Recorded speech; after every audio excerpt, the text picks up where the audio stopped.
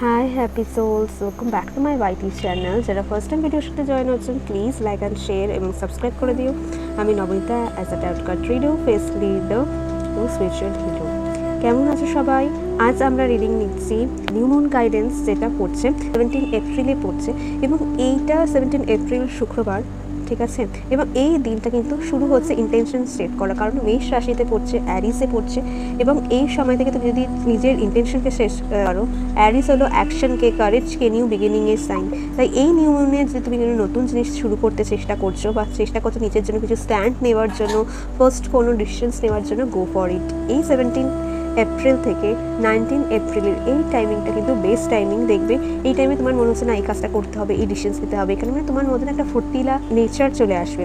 Career ওয়াইজও তুমি দেখবে অনেক কিছু, তোমার কেরিয়ার, তোমার ডিসিশনস নিতে তোমাকে খুব হেল্প করবে, তোমাকে অনেক রেসপেক্ট করবে, তোমার কাজকে তোমাকে খুব সবাই বাহবা দেবে এবং তোমার যদি মাইন্ডসেট রাখো I take the actions confidently, confidence যদি বাড়াতে পারো, তাহলে অ্যারিসের যে এনার্জি কিন্তু তোমার মধ্যে দেখা যাবে।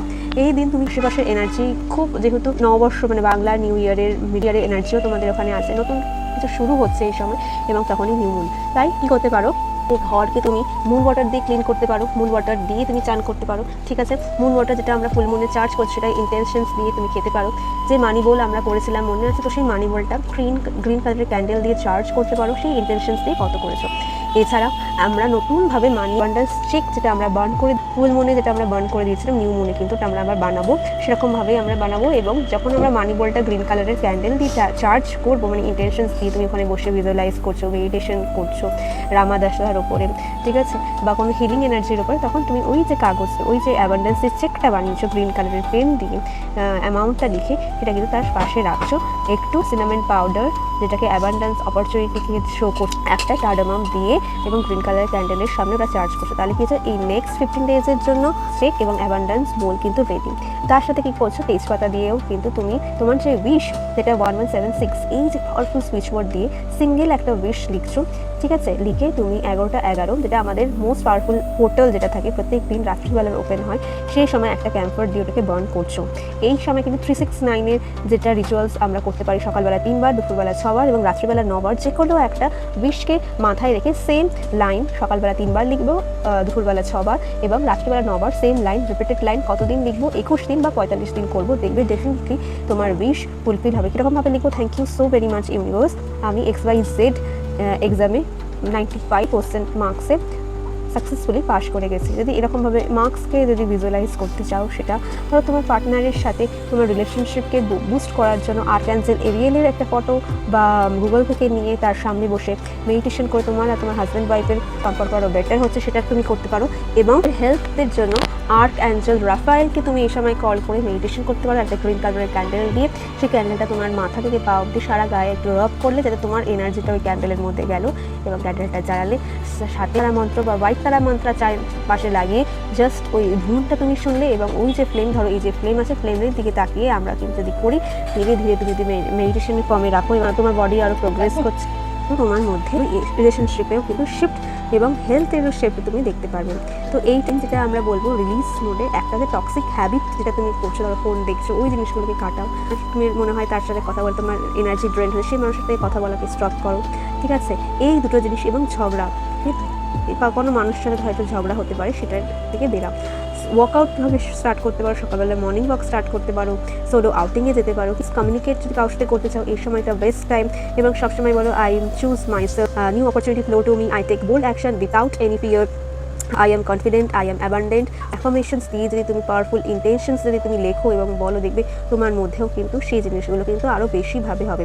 এই সময় সিম্পল যদি নিউ মুন স্পেল যেটা লাগবে, একটা হোয়াইট কালারের ক্যান্ডেল নেবে, রেড হলে বেস্ট হয়, ঠিক আছে। আর না হলে হোয়াইট, একটা পেপার, একটা পেন, কামলি একটা চুপ করে বসে তার সাথে হোয়াইট তারা মন্ত্র চালাও এবং আশেপাশে এনার্জিকে ক্লিনস করো।